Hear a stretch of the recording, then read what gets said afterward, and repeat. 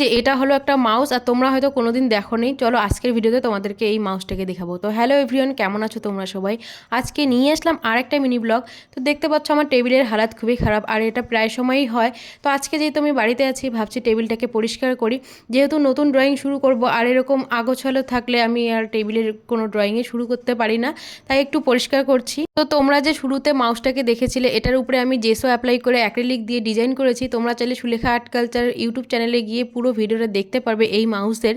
কথা বলতে বলতে টেবিল আমার পরিষ্কার হয়ে গেছে। অ্যাকচুয়ালি অনেক সময় লেগেছে, আমি স্পিড বাড়িয়ে দিয়েছি এখানে।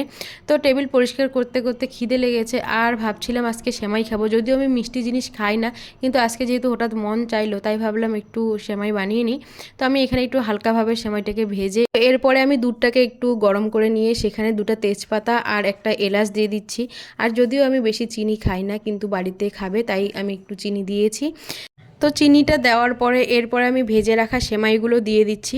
আর শুধু এখানে সেমাই বানাচ্ছি না, আমি একটু চাও করে নিয়েছি, যেটা বিকেলে আমার না খেলে একদমই হয় না। তো আমার ভিডিওগুলো কেমন লাগছে একটু কমেন্টে জানিও। আর হ্যাঁ, অনেকেই শুধু ভিডিওগুলো দেখছো, ফলো করছো না। তো পারলে একটু ফলো করো। দেখা হচ্ছে নেক্সট ভিডিওয়ে। Bye bye.